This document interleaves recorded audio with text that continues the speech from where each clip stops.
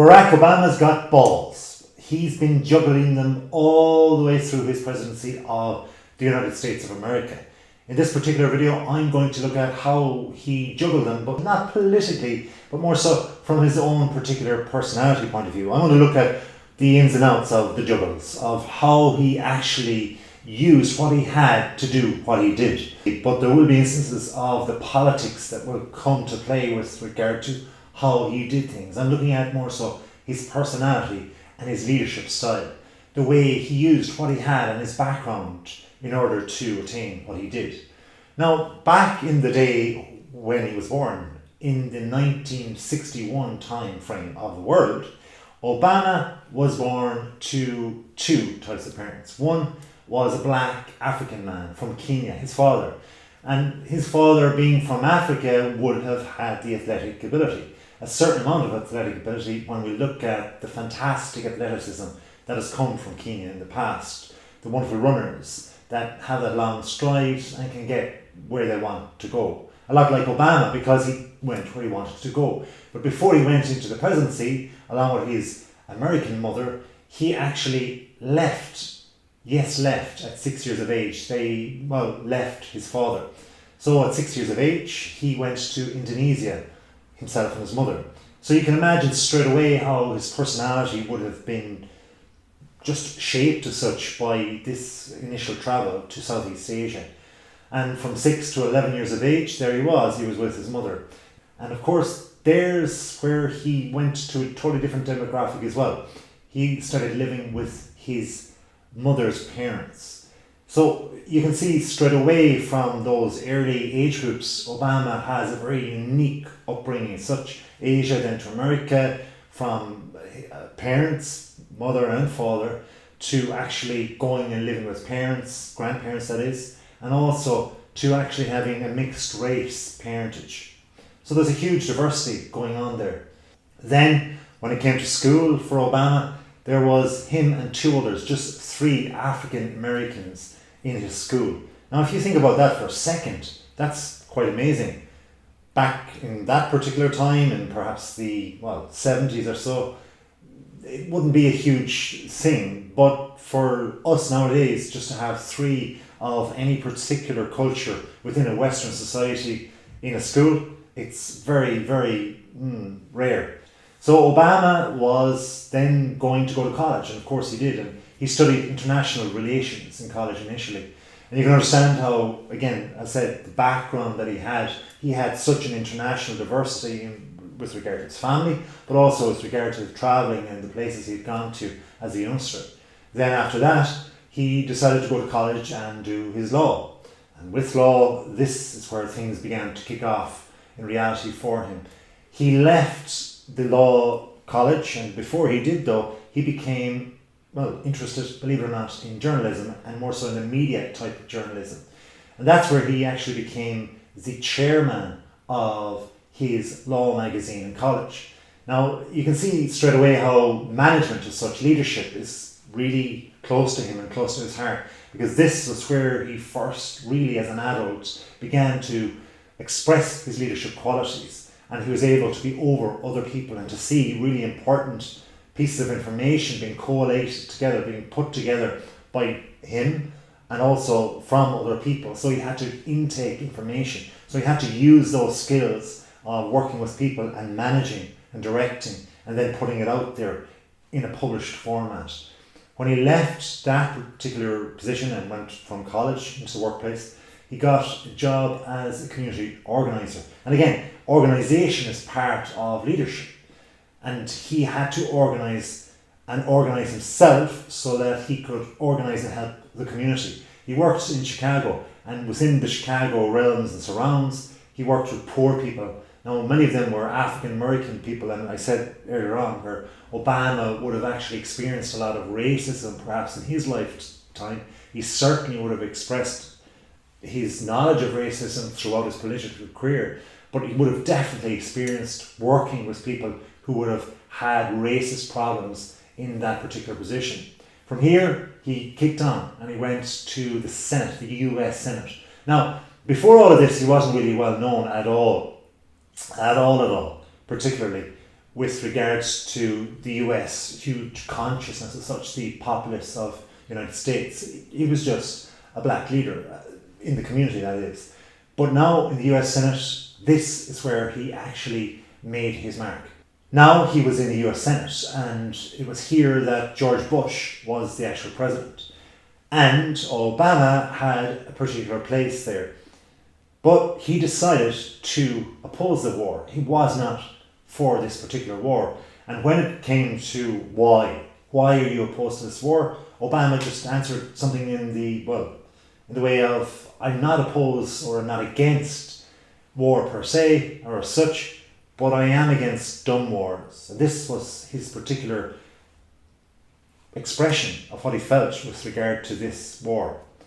This is what brought him to the consciousness of the United States. This is what made him really get out there into the public sphere. And this is, I suppose, this perhaps could have indicated his mission to go further into politics and eventually to be the first black president of the United States of America. I mentioned balls, and we'll get to that a little bit later on, of how Obama loved basketball and how he could use those skills. I'm doing my little bit of a Obama-esque later on. Let's see if we can twirl it around like he did. Anyway, point being, he had other things going on in his personality and other decisions to make in his particular leadership as such. Obama was more rational in his approach, that he could estimate things in this particular orientation rather than being ideological. He looked at what was seen by others in a practical sense and the majority. And that is essentially why he was a Democrat, why he represented democracy. Obama wanted peace. He wanted a peaceful measure, and he wanted to use his peaceful ability to end these kind of confrontational and conflict-based types of scenarios. And one of these things was when there was mass homelessness amongst US veterans, people that were in the military. He decided to end this in some way and to try and really tackle it, and that he did in a peaceful way.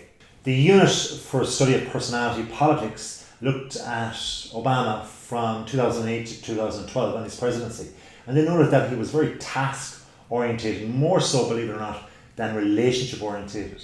So to say that he was task orientated meant that he did actually have a very good strength in how he did things as such. So he must have been very, very akin to just doing things and getting things done. That's task orientation, rather than just waiting on dictating to people or even being very diplomatic and expecting other people to do what you want to get done. You were just focused as such on getting things done right now. Also, Obama was quite precise. He was quite a precise character. Now this opens up a whole topic of whether he's introverted or extrovert. Now there's a lot of people saying that, well, experts that is, saying that he was introverted, and then there's others saying that he was extrovert. From what I can see, there's a bit of both going on. We don't know, we haven't seen him behind closed doors. Yes, the camera would be on Obama and people like this many times throughout their life, but especially when they're in leadership and roles like the president, for sure.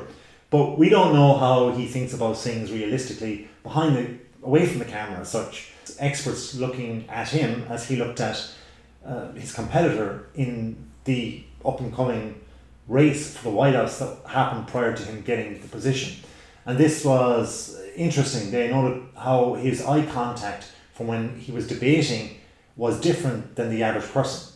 The eye contact, although it was eye to eye with the competitor, it wasn't actually what you traditionally get. They compared it to other people, saying that other competitors for that position in a debate for potential presidency would actually look softer at somebody. But in Obama's case, he would generally look away and look down and look at what he needed to do or what he was writing. But you could also say the fact that he was listening. And that's another thing that has come up, that Obama was a very, very good listener. And to be a good listener, you have to be a good communicator. It's a really important part of communication. Now, if we go back to his earlier days, when he would have had one particular parent perhaps pull him away from his family, or who knows, that he was pushed away from his family, we don't know the ins and outs of that particular relationship of his parents, but he would have had one particular parent for a long time, so he would have had to listen. It's the doing part that he's really good at as well. He's very good as a public speaker, and this is the whole thing about whether he's an introvert, an extrovert. When you see somebody speak like that, who can encapsulate audiences, you can wonder, well, if he's such a good speaker, how could he be introverted? I mean, I'll be honest, the first time I looked at the research and I started thinking of introversion and Obama, I couldn't see it. But then I don't see him at home, as I said before. I don't see him when he's studying or the time he spends away from the microphone or the television. So we just see him as it's presented to us. So that's the interesting thing about Obama, that he perhaps has that introversion and extroversion. But he's also a fun guy. A fun guy that a lot of people have noted as well, that he doesn't tend to dress away from the particular suit and tie type scenario. But he did. He did it when he had fun, when he went out and used that athleticism, perhaps more than likely, that was in his genes. Not the jeans he was wearing, but in his genetics. And he used it when he was playing basketball. He loved basketball. And he used teamwork. You could see it on the court, even just in pictures. Teamwork that would actually help him and others. The ability to actually be part of a team. Now, as said, he's a snazzy dresser. Perhaps not as snazzy as me. Who knows? You certainly wouldn't see him overdressed. But on the court, he did what he could. And for me, I just tried to do what I could on the court and just spin that ball just like he could. Because it's with balls that Obama could actually survive. It's how he used the different areas of life. He used what he had in order to develop with one parent, after two parents, to grandparents. Racism, all these different things against him. Yet he became the number one president that is black in the world of America. Please subscribe if you haven't already. Well, please do. Thanks very much if you have. But until next time, sincerely, have a great day.